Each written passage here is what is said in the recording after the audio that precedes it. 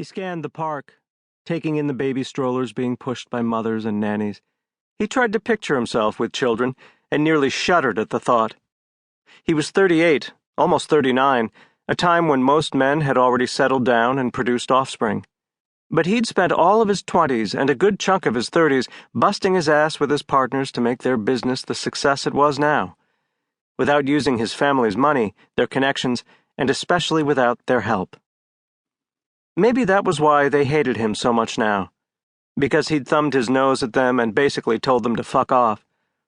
But the biggest sin he'd committed was in making more of a success of himself without them. He had more wealth and power than even the old man did, his grandfather. For that matter, what had the rest of his family ever done but live off the old man's largesse? His grandfather had sold his successful business when Ash was still a boy. None of his family had worked a day in their lives. He shook his head. Fucking leeches, the lot of them. He didn't need them. Damn sure didn't want them. And now that he had surpassed them, and his grandfather, he sure as hell wasn't going to allow them back into his life to reap the benefits of riding his star. He turned to go because he had shit to do that didn't include standing around in a damn park self-reflecting like he was in need of a shrink. He had to get his act together and start focusing on the one thing that hadn't changed: business. HCM Global Resorts had projects in various stages of work. The Paris hotel was a done deal after their having to work fast to replace investors that had backed out. Things were moving along and progressing well.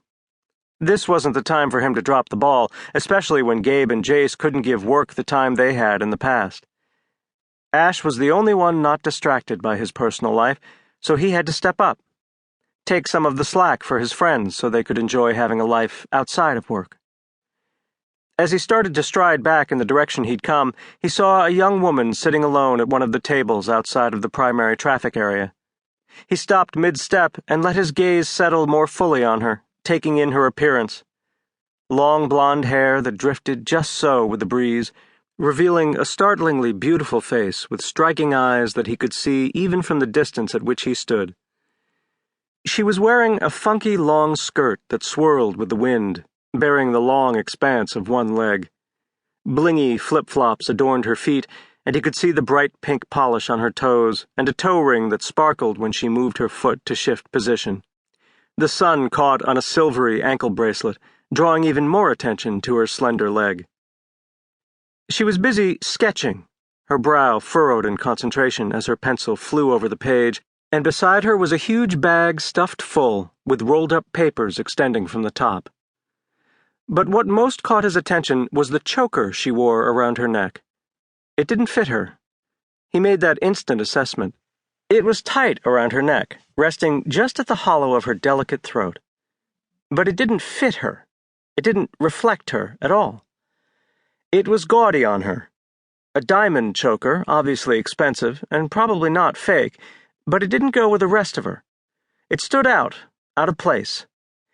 His curiosity was piqued because when he saw a piece of jewelry like that on a woman, it meant something far different than it did to most people, and he was seized with interest to know if it was indeed a collar or if it was just an ornament, chosen by her. And if it was a collar, the man who'd chosen it for her had done a piss-poor job. The man didn't know her, or maybe he didn't care to ensure that such an important adornment suited the woman he called his own. If Ash could make that judgment after mere moments of studying her, then how the hell could the man making love to her not see the same? Maybe the collar was more a reflection of her dominant, which was arrogant and idiotic. A collar should represent his care of his submissive, how in touch with her he was, and it should fit the woman wearing it. He was making a hell of a lot of assumptions. It could just be a simple necklace the woman had chosen herself.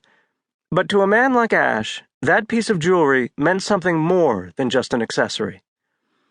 How long he stood watching her, he didn't know, but, as if sensing his gaze, hers lifted to meet his, and her eyes widened, and something like panic entered her expression. Then she hastily slammed her sketchpad closed and began to shove it into her bag. She half rose, still stuffing things into that huge bag, and he realized she was leaving. Before he was even aware of it, he hurried forward, intrigued. Adrenaline rushed through his veins. The hunt, discovery, challenge.